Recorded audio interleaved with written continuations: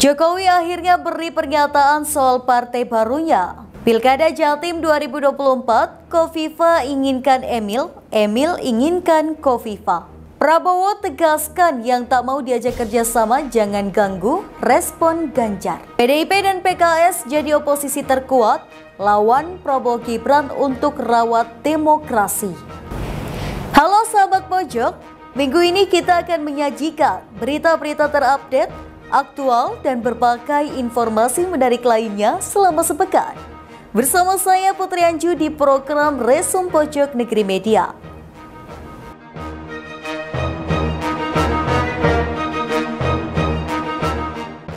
Presiden Joko Widodo sudah bukan merupakan kader PDI Perjuangan. Benarkah kabar tersebut? Berikut informasinya.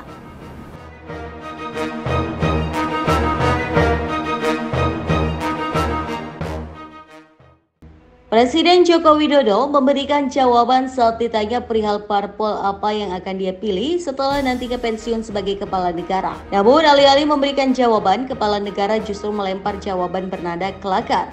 Pak, rencana parpol ke depan akan berlabuh ke parpol mana Pak? Setelah tidak menjadi presiden akan berlabuh ke parpol mana Pak? Akan berlabuh di pelabuhan. Adapun sebelumnya Ketua Umum Kelompok Relawan Pro Jokowi atau Projo Budi Aristiadi mengungkapkan adanya kemungkinan Presiden Joko Widodo akan berlabuh ke salah satu parpol. Hal itu disampaikannya saat dimintai tanggapan soal PDI Perjuangan yang menyebut Jokowi yang sudah bukan merupakan kader parpol. Sebagaimana diketahui, PDIP selama ini merupakan parpol yang menaungi Jokowi dan mendukung dalam 2 kali pemilu presiden. Ya begitulah, kalau kata sana ya udah kita apa aja lah, ya kan. Kira-kira mengabdi republik ada tempatnya. Kira-kira pelabuhan politik selanjutnya udah dibahas kan Pak Presiden? Pelabuhan memangnya ini bisa bandar. Dia mau ke partai mana misalnya kan? Oh ya tunggu aja. Kalau sekarang dibocorin kurang seru. Oh berarti ada. Ya tunggu aja. Ya, Pak. Kuning. Tunggu. Saat ditanya lebih lanjut soal apakah Jokowi akan berlabuh ke parpol yang identik dengan warna kuning, Budi Ari enggan menanggapi. Sebelumnya, Ketua Bidang Kehormatan DPP PDIP Komarudin Watubun mengatakan Presiden Jokowi tak lagi menjadi bagian dari PDIP. Hal itu ia sampaikan saat ditanya status Jokowi sebagai kader PDIP setelah MK memutuskan menolak permohonan kubu pasangan calon presiden dan wakil presiden nomor urut 3, Ganjar Pranowo Mahfud MD. Selain Jokowi, Gibran juga ditegaskan tak lagi menjadi kader PDIP. Menurut Komarudin, keputusan partai mencoret Gibran sebagai kader sudah berlaku sejak resmi menjadi calon wakil presiden Prabowo Subianto. Di sisi lain, sikap Presiden Jokowi selama Pilpres 2024 dinilai berbeda dengan PDIP yang telah membesarkannya. Jokowi diduga kuat mendukung putra sulungnya Gibran Rakabuming Raka yang menjadi calon wakil presiden nomor urut 2 bersama Prabowo Subianto sebagai calon presiden. Banget nih dengan PDIP dan soal Mas Gibran ini kan akhirnya ini rusak mungkin diresmikan oleh KPU sebagai wapres.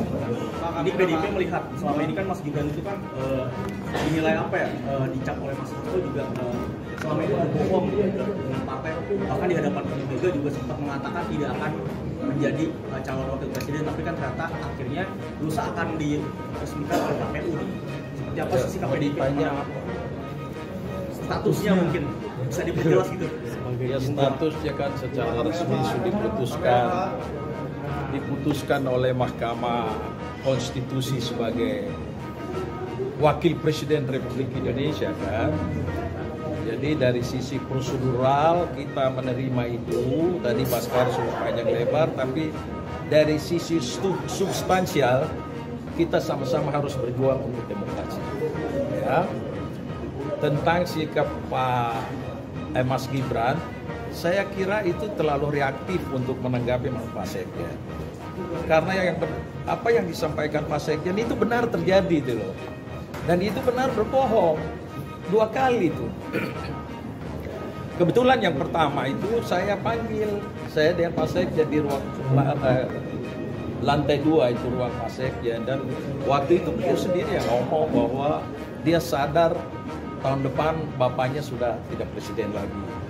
Mau kemana lagi? Saya pasti bersandar di PDI Perjuangan. Kemudian yang di sekolah partai itu juga ada kan rekaman Kau punya ke belum? Oh belum, saya punya ada. Mau? Boleh Pak. Boleh Pak. Nanti saya kasih ya. Itu kan Pak Mas Gibran, ibu tanya Mas Gibran sama Bobi, mau tetap di sini atau berpindah partai? Mas Gibran sendiri maju ke mimbar lalu disampaikan waktu itu tetap bersama PDI Perjuangan.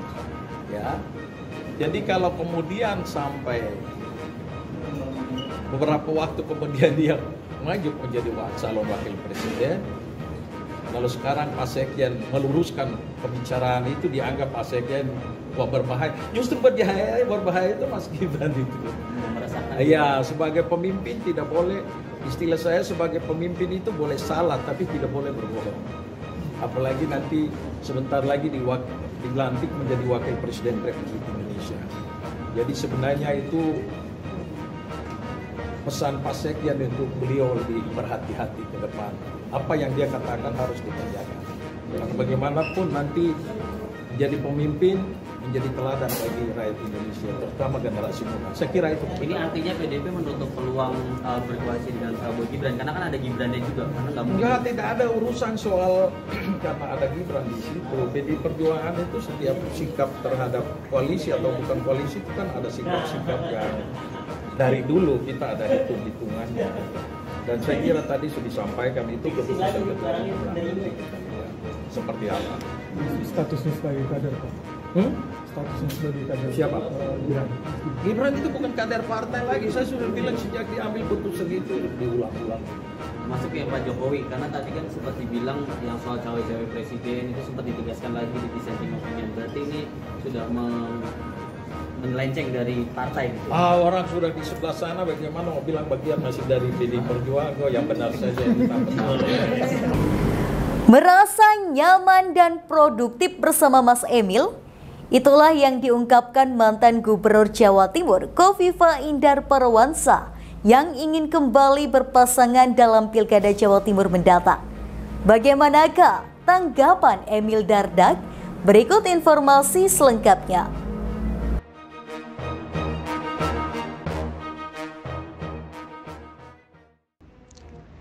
Mantan Gubernur Jawa Barat Kofifa Indar Parawansa mengungkapkan alasan kenapa dirinya kembali ingin berduet dengan Emil Dardak di Pilkada Jatim 2024. Kofifa berharap agar bisa mendapatkan restu dari PAN dan partai politik yang mengusungnya agar kembali bisa berduet dengan Emil Dardak. Pertama tentu terima kasih ya seluruh support dan komitmen dari PAN untuk memberikan Jawa Timur peluang bagi kami melanjutkan perjuangan di Jawa Timur pada kontestasi November yang akan datang. Dan saya merasa nyaman dan produktif bersama Mas Emil. Ya. Nyaman itu penting bagi partnership di antara kepala daerah dan wakil kepala daerah. Produktif jauh lebih penting lagi. Berarti maju bersama ya. Mudah-mudahan ini bisa disepakati oleh partai pengusung, sinyal dari PAN, kemudian kami berharap nanti Golkar dan Gerindra sama, karena yang rekomendasinya sudah dengan paket Mas Emil itu Demokrat. Ini kan tadi diserahkan wakilnya kepada Ibu. Apakah Mas Emil juga masuk dalam sebagai wakilnya Dardak? Iya, kami berterima kasih Pak Ketum. Tadi saya sampaikan bahwa 5 tahun kami melakukan proses manajemen kepemimpinan dan orkestrasi pembangunan di Jawa Timur. Saya merasa bersama Mas Emil nyaman dan produktif. Di apa yang kemudian kita berharap bahwa proses-proses yang bisa lebih terakselerasi, ada percepatan-percepatan, afirmasi dan akselerasi. Insya Allah kalau kami mendapat mandat periode kedua, insya Allah bisa lebih mudah kami lakukan pola-pola akseleratif. Ya. Pelibatan perempuan dalam pilkada sendiri, Bu, kalau Ibu sendiri melihatnya seperti apa nih, singkat aja? Apakah optimis juga? Tadi bahasa saya, perempuan itu tidak mudah pindah ke lain hati. Jadi kalau dia sudah support, dukung, biasanya lahir batin.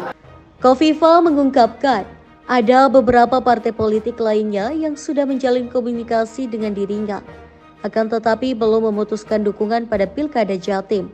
Mudah-mudahan ini bisa disepakati oleh partai pengusung, sinyal dari PAN, kemudian kami berharap nanti Golkar dan Gerindra sama, karena yang rekomendasinya sudah dengan paket Mas Emil itu Demokrat. Ya. PKB kan membuka peluang maju juga. Apakah rencana maju dari PKB juga? Possibility ada. Jadi partai menurut saya klaster 1 fix bahwa partai-partai yang ada di dalam koalisi KIM sudah memberikan dukungan. Itu klaster 1. Klaster 2 adalah partai-partai yang sudah membangun komunikasi. Jadi ada PDI, ada PSI, kemudian ada P3. Itu yang sudah membangun komunikasi. Klaster ketiga ini yang belum tersambung komunikasinya. Jadi saya rasa klaster pertama ini harus dibangun soliditasnya semaksimal mungkin karena ini bagian dari proses di mana kami bersiap untuk masuk pada periode yang kedua untuk Pilgub Jawa Timur ini. Sementara itu, Emil Dardak buka suara terkait dengan Pilkada Jawa Timur. Ia memastikan bakal mendampingi Khofifah Indar Parawansa untuk maju pada pemilihan gubernur 2024 mendatang. Kami komunikasikan dengan semua partai yang sudah memberikan rekomendasi. Dari 4 partai yang sudah memberikan rekomendasi, memang yang sudah memasukkan nama Mas Emil dalam rekomendasi itu adalah Partai Demokrat. Jadi sudah ada bacaku. Kita akan terus mengkomunikasikan baik dengan Gerindra, dengan Golkar dan juga PAN bahwa kita akan membangun keberseiringan dengan tentu masing-masing akan memberikan pertimbangan-pertimbangan yang terbaik dalam proses pencalonan gubernur Jawa Timur nanti. Sekarang saya merasa nyaman dan produktif dengan Mas Emil. Ya, ini proses demokrasi, jadi semua boleh saja membangun satu ikhtiar-ikhtiar dan semua terbuka untuk melakukan. Kode keras dari Presiden terpilih Prabowo Subianto yang tidak mau diajak kerjasama agar tidak mengganggu. Hal tersebut mendapat respon dari politikus PDIP yang jadi rival Prabowo dalam Pilpres 2024, Ganjar Pranowo. Berikut informasinya.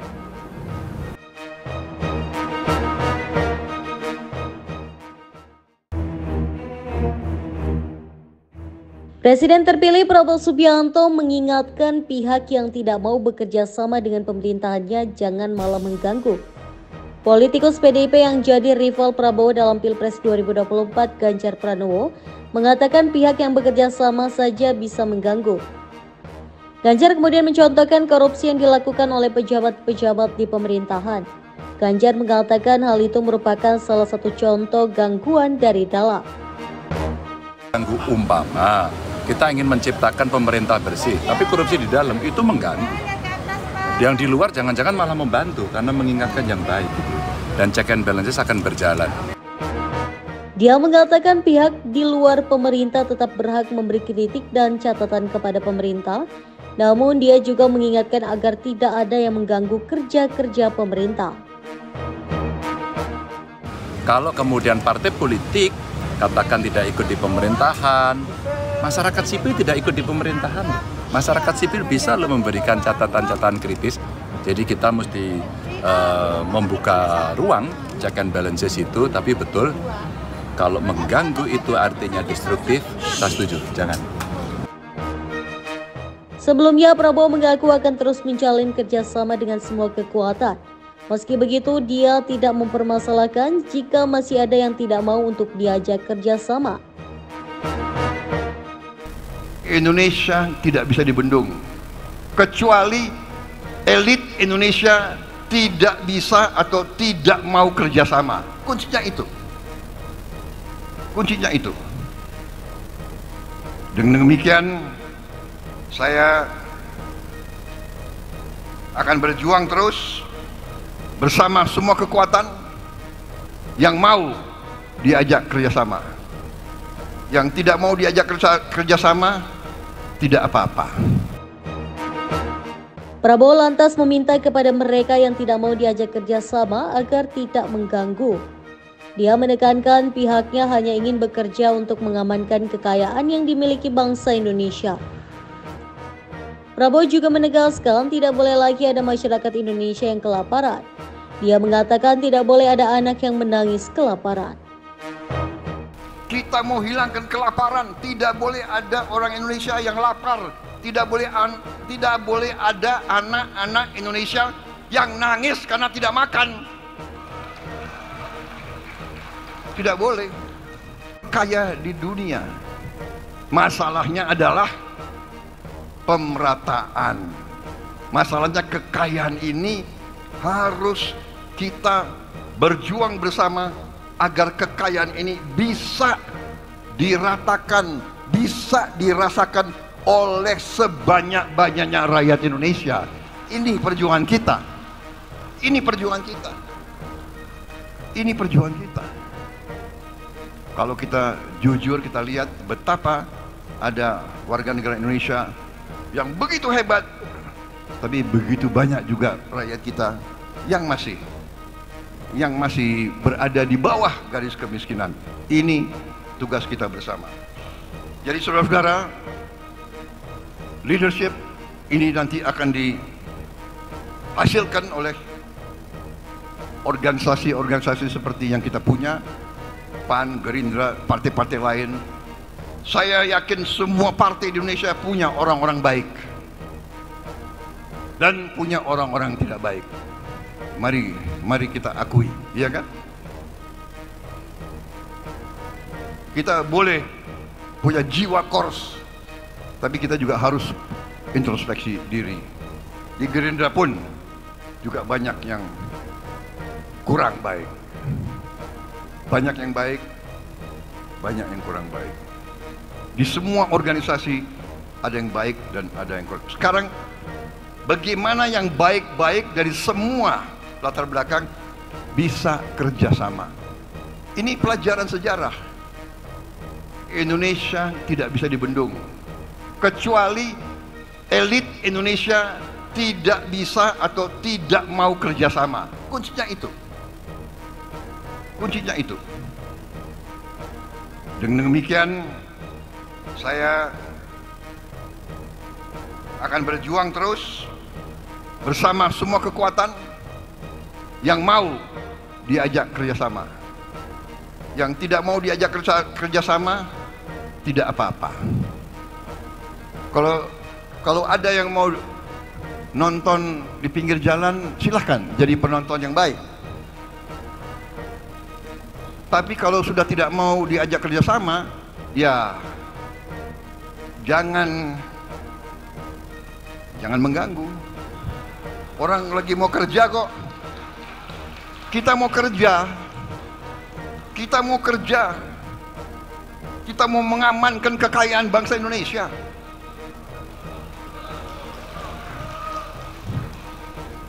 Kita mau hilangkan kelaparan. Tidak boleh ada orang Indonesia yang lapar. Tidak boleh ada anak-anak Indonesia yang nangis karena tidak makan. Tidak boleh. Saya yakin saudara tidak terima. Saya malu. Saya dikasih pangkat jenderal oleh rakyat. Saya dipilih oleh rakyat. Siang dan malam kita berpikir, saya berpikir siang dan malam, bagaimana rakyat Indonesia tidak ada yang lapar. Karena itu dari dulu swasembada pangan. Bila PDIP dan PKS bergabung ke pemerintahan, maka demokrasi di Indonesia sudah selesai. Inilah alasan PDIP dan PKS berniat akan menjalin komunikasi untuk menjadi oposisi di pemerintahan Prabowo Gibran. Berikut informasi selengkapnya.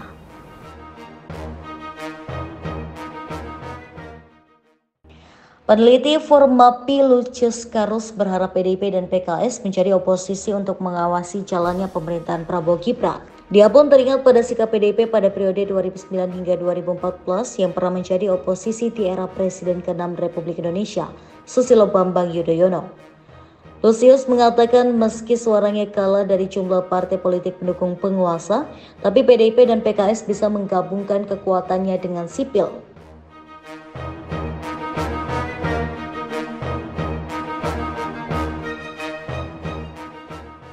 Menurut Lucius, PDIP dan PKS punya pengalaman untuk menggalang kekuatan masyarakat sipil. Jika kekuatan PDIP dan PKS bersatu di publik, maka bisa menekan parlemen dalam proses pengambilan keputusan. Lusius menyebut bila PDIP dan PKS bergabung ke pemerintahan, maka demokrasi di Indonesia sudah selesai. Terlebih Presiden terpilih Prabowo Subianto sudah menyindir para pihak yang tidak mau kerjasama untuk tidak mengganggu.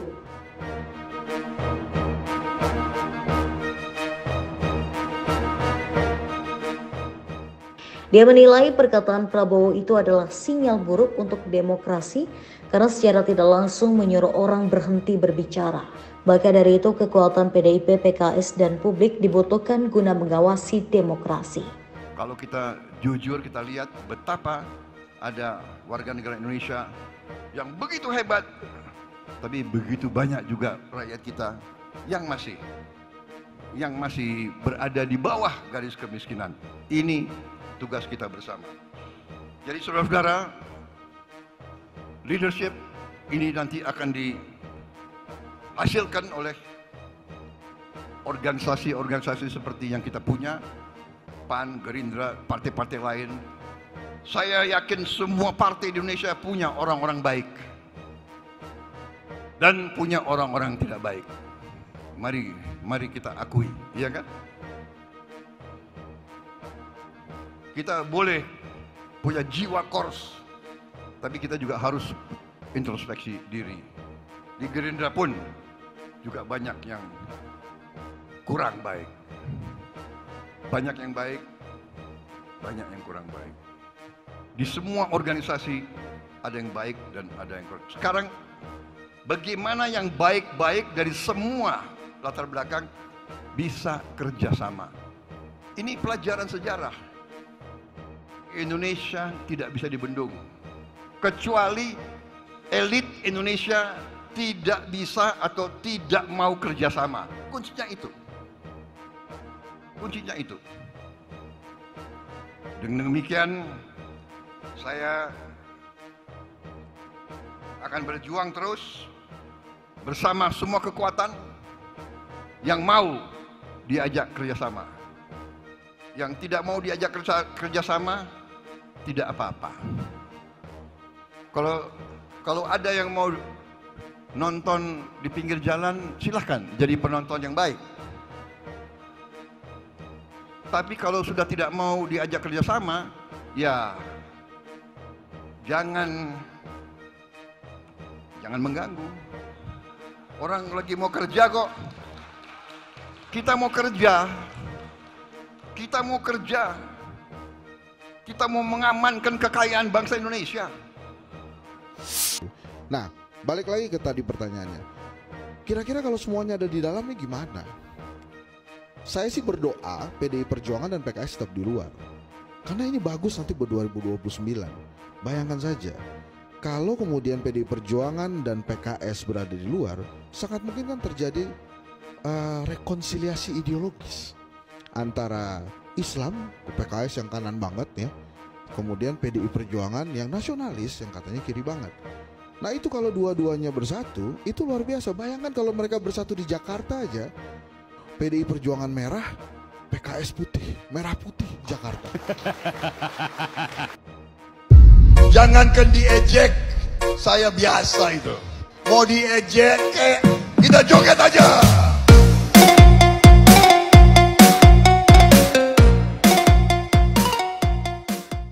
Itu tadi berita terhangat selama sepekan ini. Nantikan berita lainnya di web kami di pojoknegeri.com dan di channel YouTube kami Pojok Negeri Media.